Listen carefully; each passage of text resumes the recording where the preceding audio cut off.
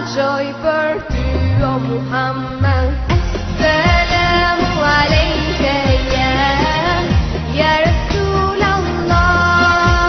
Assalamu alayka habibi ya Nabi Allah. Assalamu alaikum warahmatullahi wabarakatuh. Alhamdulillahi rabbil alamin. Thumma salatu wassalamun ala nabiyyina al-karim, amma ba'd.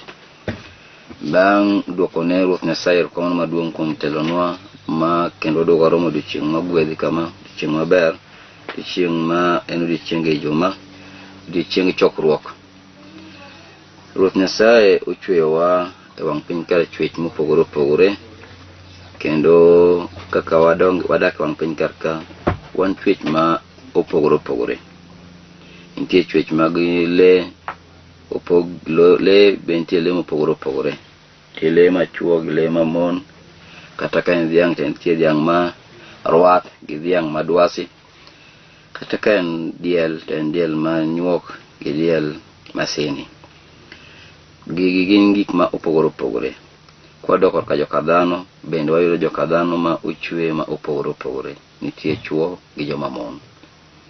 Koro Ruoth Nyasaye kochwewa kamae, ochuewa gi lengo mondo mi ng'ato ka ng'ato ng'e kiwango mar wadgi. Ng'ato ng'e haki mar wadgi. Ng'ato ng'e kama onego bed ni obetie gi kaka onego bed ni otimo. Ruoth Nyasaye kochwewa kama mondo mi walarre kata ng'ato kaw teko mar wadgi, bali ng'ato okaw haki mamare, wadagi e piny kaka kalure kit kaka ochweye. Koro miyo kawuono da wuoyi puonjowa kaka Ruoth Nyasaye ukwedo tashabuhi rijali bin nisai. Joma chuo, chal mar joma chuo gi joma mon. Kaachiel gi chal joma mon gi joma chuo. Kuom timbe kolwore gi timbe ji e wang piny karkae. Joma chon manokwongo wang piny karka, wan kata karne ariyo mokadho, waneno ka joma chon go iko timbe gi ok nolokore kata matin. Kendo ne gin gi ng'eyo matut maloyo wasani wan jogo modhi matut e somo. Wanyalo wacho ni joma chon ne nigi ng'eyo matut ng'eyo maduong' kendo ne joma riek maloyo wa joma sani ma kawuono wacho ni wadhi matut e skul, lakini dhinwa matut e skul ni ema pod medo lalo wa zaidi. Onego bed ni ng'amo somo timore ka ng'amo somo, to ng'at ma ok osomo onego bed ni timore ka ng'at ma ok osomo. Lakini jogo manotimo mokwongo wang piny karka chon, wanyalo wacho ni gisum maloyo wa. Kata kwa ng'iyo kata kapok wachako wacho oganda joka dhano, wang'iyo oganda joka le mora inyalo ni ging'eyo sani maloyo dhano. Le nyalo bedo ni ging'eyo maloyo dhano. Nikech dhano gik masani joka ji time wang piny ka sani, kwa ng'iyo gi puonjo ma gitimo, kiwayudo ka timbe ji opogore gi puonjo ma opuonjgi e sikunde ma gisomo. Joma le onge le menyedo ka le idho le wadgi madichuo. Dhiang' madichuo okinyedo kama dhiang' madichuo idho dhiang' madichuo wadgi. Kata diel madichuo okinyedo kama oidhe diel madichuo wadgi. Mano gima kweru kuom le. To kata joma chon mano gima ne onge. Makoponi yudi kitimo gima chal kamano, ji buok kodi sana, kendo ji tang' kodi nikech ng'ama chachi kindi ji kendo ng'ama rach. Lakini sani kiyudo timbe wa sani oloyo kata le. Watimo timbe moko mopogore kata gi le. Iyudo ng'ato osomo en skul, kendo en skul maduong' sana ma nyinge ber zaidi. Lakini tabia mare kata akhlaq tabia mare okaw tabia mar jok moko ma ok uwinjore okaw. Wang'iyo tabia mar jorochere, to tabia mar jorochere ng'enygi ok beyo kendo richo lalo alala. Iyudo ka ng'ama dichuo sani okaw ni dwa kendo dichuo wadgi, gima kata le ok nyatimo. kata dhiang' ok nyal timo, kata rombo ok nyal timo, kata diel ok nyal timo. In dichuo ng'ama kawuono man gakili, dhano man gakili, Ruoth Nyasaye wacho ni ochweyowa joka dhano nikech wan jok, omiyowa gweth joka dhano nikech wan jok man gi rieko kendo wan gi paro. Kaka in dhano man gi paro, kawuono idwa wacho ni pachi ni ikawe iwe ikete nus, koro idwa bedo gi dichuo wadu kaka jaodi. Ikaw dichuo wadu ema koro ibedo godo ki iwuotho godo. To gini sani osebedo mang'eny, sana e taonde ma ji odakie. Iyudo ka rawera moro wuotho gi rawera wadgi. Onyango okendo John. Kata Onyango dhi e press wuoyo kawacho ni adwa ni mondo mi John ni obed jaoda. Kata Mwangi ni obed jaoda. Magi timbe ma onge ma ok onego bed ni dhano timo. Timbe gi kinye gin timbe ma Ruoth Nyasaye nokwedo kendo nokuong'o e ndalo machon kane oganda mag joka Luth, jaote Luth kane nie wang' piny karka, jaode ne timo timbe gi kaluongo ji mondo ji omany joma chuo obed godo achiel. Ma Ruoth Nyasaye nooro kuom joge Luth, ma joge Luth nomi sand maduong' sana nikech gigo mane gidonjore godo ma Ruoth Nyasaye ne ok oseyango. Nomigi sand ma dhako mane timo plan kod jokaka mondo mi jokaka obi otim timbe maricho gi chuo wetegi, Ruoth Nyasaye nomiyo kuong' ma nyaka sani pod imiye sand kaluwore gi gik mane gitimo e wang' piny ndalo machon. Koro in kawuono kapo ni dang' idhi gi John kata Mwangi dalau, in iluongi ni James, chuchi iluongo ni John, mano en gima rach ma ok ber kabisa. Lakini sani kidhi e ba madongo iyudo ka joma chuo makore ni miel kendo kisore, kendo mano gima ok wich kut sani. Mano culture ma ok onego bed ni ja-Islam kata ng'at ma ok ja-Islam luwore godo. Gin gigo maricho ma jachien osedonjore godo e wang' piny kar kae.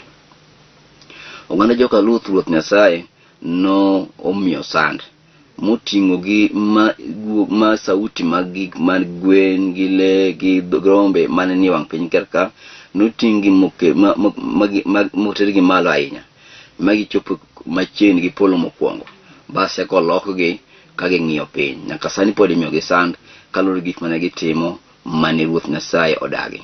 Kendruok mane gikendo chuo gi chuo, Ruoth Nyasaye nodagi ne gitimo. Wan be wan kawuono jogo wadonjore gi gigi ni ng'ato wa piny maoko no jarachar koro biro wacho ni kizungu mok mana gi ume, koro ng'isi ni ikber kikendo dichuo wadu. Mang'a marach monego bed ni bayo kata gi kidi, moko nego bed ni ng'ani pod jiwe ng'iso ni muheshimiwa no wuoyo. Ma ng'at ma ok muheshimiwa, ma ng'at ma wiye rach. Janekwe macho ni dichuo wadgi onego bed ni kendo dichuo wadgi. Timbe gi osebedo kendo dhi mbele, kendo igone gi debe jobijende tem matek mondo mi omigi nafas mondo mi giwe manyre gi nyiri, gimanyre gi chuo wetegi. Mamano en tuo marach ma idha stala fi qaumi tahallaka qaumun. En tuo ma kodonjo kuom ji to ji biro bedo gi biro angamia, kendo Ruoth Nyasaye biro miyo wasand maduong' kendo chwat maduong' kabisa makopo ni joyalo kata jopuonjre wach Nyasaye owe magigo dhi mbele ma ji otimo gigi, to chwat maduong' ni bed kuom ji kata sand maduong' ni bed kuom ji, nikech onge kaka ng'ama wuoyi nyalo bedo ni en oluore kuom wuoyi wadgi. To kine kata wich kuot seche ma koro in nindo piny to wuoyi wadu oluore kuomi, kata idwa gonyo nanga ni wuoyi wadu, kata wuoyi wadu dwa gonyo nanga ni koro luongi ni bebi, ni koro in nyako. Ok ber, gima ok donj kati akili. Be ngima luongi ni duonde lich kabisa. Kata en dhako ni koro inchiegi to lich. Wuoyi kaka wuoyi Ruoth Nyasaye nochweyo gi sauti mamare, gi wuoth mamare, ma kata wich mana mo machal nade, kata wich mana mo machal nade, kata urwakre machal nade, kata urwak mana sukni adi, to pod kuwuotho ok nyalokore. Kata utwe mana rindi more siandane mono ni kase ne utingre matin, kata pod ka kuwuotho pod chal mana kama chacha. Mar ariyo wuoyi nigi kite ma en wuon. weni muya moro mawuok kuome makopo ni in ng'ama dichuo tidwa kawo dichuo ni koro mane ng'at monego bed ni wuotho godo, Ruoth Nyasaye odagi. Kata tim chakopo ni itimo, Ruoth Nyasaye odagi, Ruoth Nyasaye okuong'o, Ruoth Nyasaye nahana an fi'li hadhihi al-ashya. Ruoth Nyasaye otamowa ni kik watim timbe aina gi eki. Ruoth Nyasaye otamowa ni kik wakend yawuoyi wetewa. Ruoth Nyasaye otamowa ni mondo kik wakend joma chuo wetewa. Kech Ruoth Nyasaye kade be ni en adier ni gimaber ni joma chuo onego bed ni kendre gin gi gin. Ruoth Nyasaye dwa chweyo joma chuo wang' piny kaka mondo kendre gin gi gin. Lakini nokendo Adam gi Hawa onyisowa ni ochweyo dhano dichuo gi dhako mondo mi dhako obed gi dichuo achiel.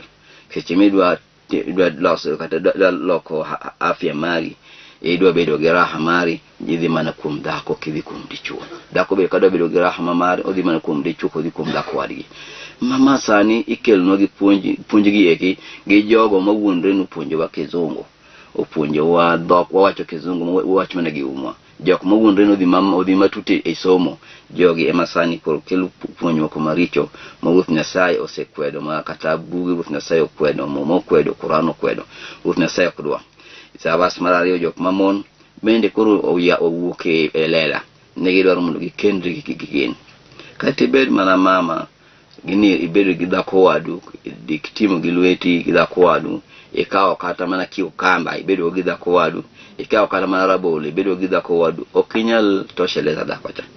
Nyaka ang' obed mana gi ng'ama magi pat ma Ruoth Nyasaye nomiye ni nyaka obed godo.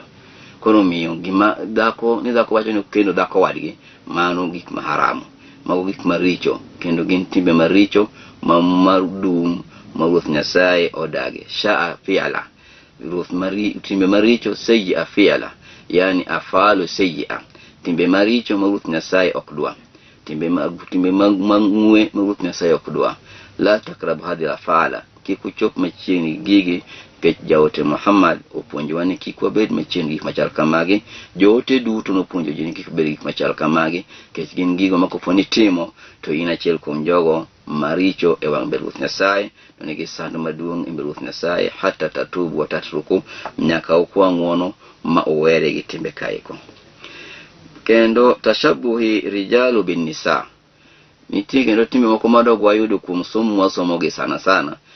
Iyudo ni ng'ato dhi matute somo sana, makoro en kowuok e sikul kata odhi tije motiyo tijene, yudo kosuko wiye. En ng'ama dichuo lakini osuko wiye.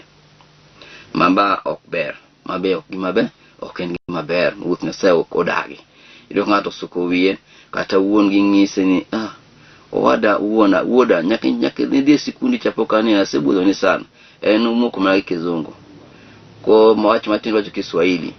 Ko chieng' modhi dala gi tuon gine ne kodonyo gi study, dogo nene kendo kodogo donyo gi rasta, ma en koro en wiye boyo, en osuko wiye, en idungo chal ga kin nyamin gi, ochal gi nyamin gi kar chal ga nyango nyamin gi. Koro nanyuolo ga wuoyi koso nanyuolo nyako yawo, wuoda ni wuok kure, timni to wago kanye, ogolo kuom ng'at moro ma oko, ng'at ma gimomiyo timo gimo ng'acho timo ok ong'eyo, culture mar ng'acho ok ong'eyo, okia koda macha mila mar joka e dala gi kucho. Koro en otimo mila mar jomoko kelo dala gi koni, osuko wiye, oketo study, tiluonge ni onyango kata jon kata tie kata otieno. Ok en gima ber, ma en gima rach. En kuong' ma kata kiwuotho gi wiki suko e dier kamoro miwuothe, to lo kwayo mana kuong' kuomi. Kaminyono kamoro minyono kwayo kuong' kuomi. Chwech moko mokine ma Ruoth Nyasaye chweyo, kwani kuong' nikech in ng'ama rach. Ichalo ng'ama opingo Ruoth Nyasaye ni Ruoth Nyasaye nokone obedi chwe dichuo. Nidwa ni Ruoth Nyasaye chwe dhako, ko ichunri gi thuon nyaka ibed dhako. Kech kise suko wi miketo sitadi, ichal ka ng'at ma mondo obed dhako e wang' piny karka. Koro miyo ja Islam ka achiel gi jalno mapok obedo ja Islam, puonjowa gi koa kuom Ruoth Nyasaye, ni gweth mag Ruoth Nyasaye, ni kik wabed achiel kuom jogo masuko wigi e seche ma wan joma chuo. Kik wabed achiel kuom jogo maroko sitadi e seche ma wan joma chuo. Mamagi gin timbe ma ok beyo, makata karawera muwuoro wuok e dala wuok gi timni endi, to kwere kendo ng'ise ni timno ok en tim maber. kendo ng'iso ni Biblia kata Quran di Taurat Injil okwedo tim mitimo ni endi.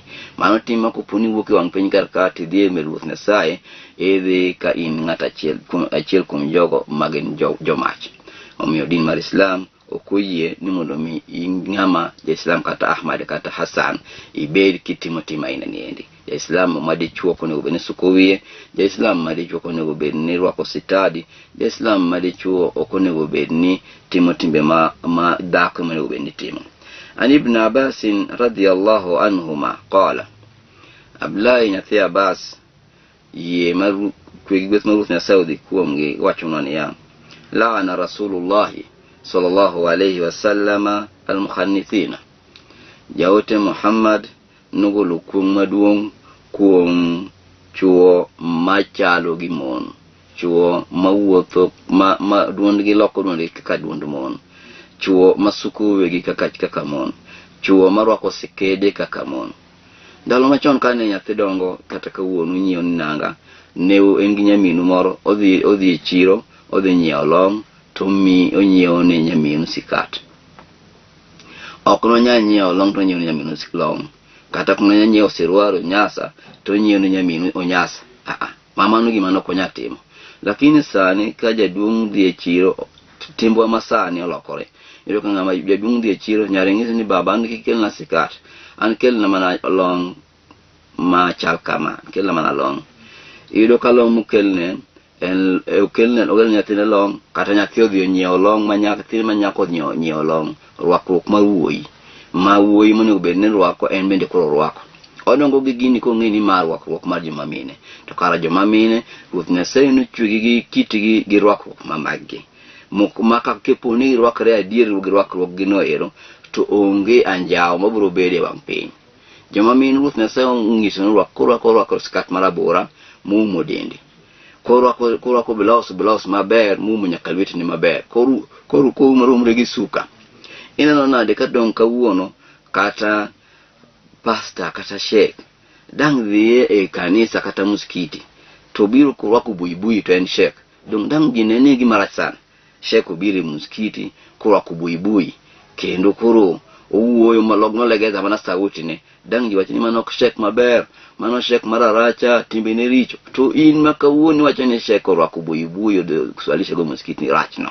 Kata pastor obire kanisa korwako sikat marabora, odogo rwako nyaka lao mar mini mamalo chochwado moka wiv moketo tend pastor madichuo. Basto koro yalo mbele ji gi nying no, haleluya, dangu kao pastor chanade. Dangu wacho ni ng'ani ng'amarach zaidi. Ere kaka in kawuono motemo ng'isi wach Nyasaye, ini moko mana gi rwako long tinga madhako. Ok ini ka imbi timo marach, ini moko gi rwako long tinga madhako. Koro kawuono kadang pastor mayaloni kata sheikh mayaloni dang kao sikat machak rwako donjo go e kanisa kata donjo go e muskiti chako yalo godo. Ya haleluya, pak ruoth, odonjo gi sikat. Ok timore gimoro pok notimo nyaka nene. To in kawuono kaka donjo ruoth ni gi long ti dhako. Ere rusa miyudo kure gi gini meke rwako. Omiyo kapo ni pastor koyiene rwako sikat, to in bende ng'at moyalone ok onego bed ni rwako sikat ka in ng'ama dhako. Kata kopo ni sheikh ok oyiene rwako buibui, in be ng'at ma sheikh yaloni ok oyieni mondo mi rwak long ti ng'ama miyo. Koro magi gik mag rwakruok mwagolo kuom jogo ma ok wang'e ni ang'o momiyo girwako kama, ang'o momiyo gitimo gigi. Wakopo jomoko ma wakia kata milagi, wakia kaka gidak, wakia kaka maisha gi dhi mbele. Iwacho ni ng'at kabila nigi kitgi gi timbegi. Joluo nigi mana kitgi gi timbegi. Lakini kawuono inyalo yudo mama maduong' mamiyo majaluo orwako nyasa maduong' e dier dala wuotho go boko jali. Orwako nyasa mowe nyaka bamne oko boko jali. Basti ibedo kata irwako nyasa neni kinido geno ko yako long mo yako nyaka suit gi tai, oting'o Bible kata oting'o Quran odhi yalo wach Nyasaye. Magi manyiso ni walal, waseweyo, wasebayo yo, waseweyo wach mar Ruoth Nyasaye, waluo wach mar jachien. La tattabi'u khutuwati shaytan. Quran wacho ni la tattabi'u khutuwati shaytan. Kikulu yore mag jochiende. Ka dier ng'at maluwo wach ma yo mar jachien ngani lal makare lal malich ahinya. Koro miyo yudo makang ot nyako orwako long, miyo orwako long, dala ni ji olale dabal. Koro miyo nomi nafas mar rwako sikat mabor muimo dende te, ok sikat mathin ma kawuono ji wuotho gi wang' bomani. Yudo ka nyathi kata korwako sikat wacho ni koro kolal kolong, lakini en nyako lakini orwako sikat mathin ma kobede kom to bamne tene noko. Kobedo kata ni koro nyathi nyi jiwodi mono biro gi nyathi nyare ja chiege dala, ubiro limi dala. Ingisi ni baba abiro gi jaoda bada kendo moni nene. Ubiro ni gi jaode onu ja rangat jadung ringo mapondi nikech gimoneno kum chi wuode ok ber. Miyo ringo dhi ume gi suka nikech orwakre maracha ni marwakruok ma jotown. Wabedu jogo mapuonjo nyithiwa rwakruok. Kata bed ni gisomo machal nade, ng'ato nyalo somo wiye lokore. Ng'ato nyalo somo sumbe chakoro konye, sumbe chakoro lali alala. Kalore gi gik ma nyithindo yudo e internet, nyithindo yudo e Facebook, nyithindo yudo yudo kuonde mang'eny opogore. Oneno ka osiepne moro giwuoyogo ma oko, lakini osiepne nyasa moko wuoyo kode kanindo. Sinyo kocha nisa gotieno nindo e duk, koro wuoyo kode. Koro weni mane kuotho godiochieng'. Koro wadwa kama intie ka ng'ama miyo rwak law ma miyo ibedo ng'ama nigi luor e kind ji. To ka ng'ama dichuo kik irwak sitadi, kik irwak sitadi kata kik isuk wi kaka ng'ama miyo. Kawuono bedo gimono nyaka joma chuo bende suko joma mon. Iyudo ka yati iyudo ka chiegi no dhi suku wiye. Ng'a suku wi chiegi iyudo ka en John kata onyango moro kata mwangangi moro. Omako yirwi jaodi suku malich be mana mkoro hero. Joma mon be sani kodhi liele gi joma nyiri. Magi nyiso waluwo jachien. Wawe yo Ruoth Nyasaye. Dhako ok non yiene ni mondo miyo oriwre gi ng'ato ma ok jaode. Kata nyako ok non yiene mondo miyo obed kamoro achiel gi ng'at moko owadgi monyuol gi kamoro achiel. Lakini kawuono ji beda ma onge ng'ama bedo gi chik maber ni irwakruok en mar, rwako ni en mari, choice mari, wuodhi en choice mari. Aketi mago gik ma jachien ema miyo ji kendo paro ma jachien mokelonwa. Paro aina ni jaote Muhammad otemo kuongo laana minal rijali wal mutarajilati minan nisa. Jaote Muhammad kuongo joma chuo machalo gi joma mon, matimo timbe kaka joma mon, masuko wigi kaka joma mon, marwako sikede kaka joma mon, mikendo kaka joma mon. Kendo dogo yogo kuongo joma mon marwakore kaka joma chuo. Joma mon marwako kode kaka joma chuo. Joma mon marwako onyesni kaka joma mon, kaka joma chuo. Joma mon marwakore yani en timbe ne wuodhe duto te onge gi law ng'amiyo, en gi law joma mon. Onge law ng'amiyo, en gi law joma chuo. Ma en mama man gi kuom. Kata bed timbe ne beyo, chunye ler, onyalo konyi, lakini tok buk ma Ruoth Nyasaye en ng'at manigi kuom manyaka chieng'. Mama en ng'at ma ebiro ni jachien wa kuomi. Odagol ni jachien to en bende en gi jachien. Ogol ni jachien to en bende gi jachien. Kech rwakruok cha en rwakruok ma jachien osekawe, en ng'at jachien to biro ni odagol ni jachien. Ni en be koro ni ka en jachien kuomi. Kata ono ng'isi ni bed ng'ama ber. To en ng'ama rach be Ruoth Nyasaye. En rach ne be Ruoth Nyasaye kone to ng'isi ni bed ng'ama ber. Koro miyo wadwa kama intie kata koponi dwa miyo bedo ng'ama ber e kind ji, bed kaka Ruoth Nyasaye noketi. Ridhia kaka Ruoth Nyasaye noketi. Ket ng'at morwako rwakre ka Ruoth Nyasaye noketi. Ka ng'ama dichuo bed kaka ng'ama dichuo. Ka ng'ama miyo bed kaka ng'ama miyo. Ma kik ibed kaka ng'ama dichuo tin ng'ama miyo. Laana Rasulu sallallahu alayhi wa sallam al-mutashabihina birrijali minan nisa. Jaote Muhammad pod kelo mana kuom kendo kuma hadithi mar ariyo okuongo joma mine, joma chuo ma rwakore kaka joma mine, kata joma chuo mikendo kaka joma mine, kata joma chuo matimo timbe mowinjore mine monego bed ni timo. Wal mutashabihati bin nisa'i birrijal. Kendo dogo kuongo jok mamine matimo timbe monego bed ni joma chuo matimo, mawuotho duge wang boma kawuono kiwuok e ot iyudo ka ng'ama miyo obiro kata yaw ni dhot chon kene ka ng'ama miyo ne owinjo ka ng'ato dwong'o dhot okuongo opinjo ni mano ng'a. kunyo ka ng'at mok jaode odok e ot piyo piyo odhi umore gi law moro kata odhi umore gi suka mondo mi kik ng'achane kata dende. Lakini kawuono onyalo biro ni kata ganda korwako to yaw ni dhot. Swali ma iye emobiro ga ng'uo afumo ma iye emobiro yaw ni dhot donji. Can the police come in? Ungisi donji ot. En orwaki kamano kaen duk basto kukulore koro ko lich mara onga miketie. Kukulore koro umunya kawengeni. En mwenyewe lich zaidi. Basto ngisi ni kikingi rwak mara ngimana chunyi raracha. Kata rwak no ngiso ni chunyi rach. Ngiso ni okingat Ruoth Nyasaye. Ngiso ni okingat maweru mulu Ruoth Nyasaye. Joma mon machon kane ne umore kata gi gunget. Koko do yaw dhocha odok korka nindo oneno wich kuot nikech oyude kapok orwakore. Lakini kawuono wich kuot cha waweyo kendo waketo piny watimo timbe moko mopogore ma wamiyo wakawo culture mag jomoko, mila mag jomoko ema kawuono waketo wawuotho godo. Omiyo tuoche biro e wang' piny ka tuoche mopogore opogore nikech ji osekawo tuoche timbe machalo timbe mag kata bim ok nyal timo. Kata bim en mnyama ok nyal bedo gi bim wadgi. Kata mano ong'er ma ji wacho ni ong'er ok nyal bedo gi ong'er wadgi madichuo. Nyako manyo ong'er ma dhako eko bedo godo. Koro in kawuono kata paka ok nyal bedo gi paka wadgi madichuo. To in ng'ama dhano man gi akili igolo timni kure. In ng'ama dhano man gi akili igolo timni kanye. Kata mana wang' ok nyal yie ni dende neno oko duong'ne neno oko. Nyako wuotho ko umo to in ng'ama miyo kawuono igolo tim mar wuotho dukni kanye. Kata paka ok wuoth duk. Oumo nyaka umore kata kobedo piny obedo ko umore. In ng'ama dhano ma kawuono igolo tim mar wuotho dukni kanye. To in ng'at mipuonjo wach Nyasaye pile ka pile ma kochopo Jumamos gi Jumapil to ji opong'o kanisni ji yalo ji kuong'o wach idhi en Nyasaye ma ji yalo ma ji ok lokore kata dichiel achiel ni. Iyalo Nyasaye Jumapil nyaka Jumapil. Iyale ka pile to pod ji dong mana ka timbe gi richo.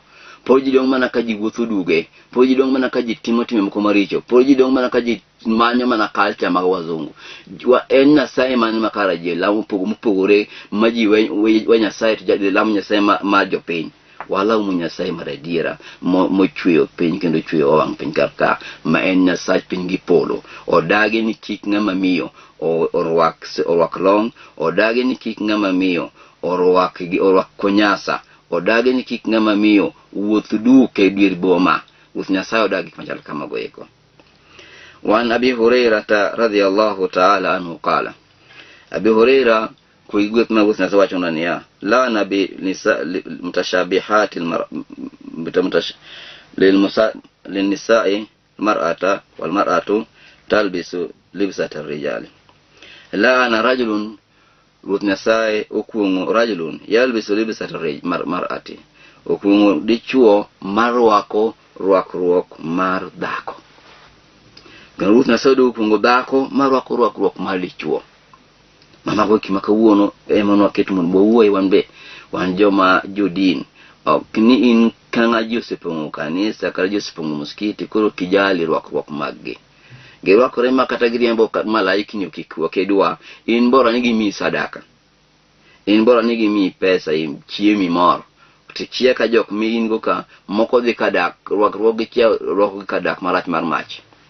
Koro konge kwele gigi eki miket ji e yo mar achiel. Omae momiyo king'iyo oganda mag jo-Islam. Iyudo kata ka en ja-Islam to en kor gweng' kuchocho. Ndiyo onge gi nyalo. Lakini pod iboyude ka en gi bui moro ma moserwako wiga 2-3 lakini pod ohere nikech unjo ka gini umo dende. Unjo kama en hanga monego bed ni ng'ama miyo rwako. To kata konge gi bui no ere iboyudo ko rwako sikat marabora muumo dende te. Koro miyo kai ng'ama ber ti ber makati rwako manonget. To kai ng'ama rach makati wuotho duk.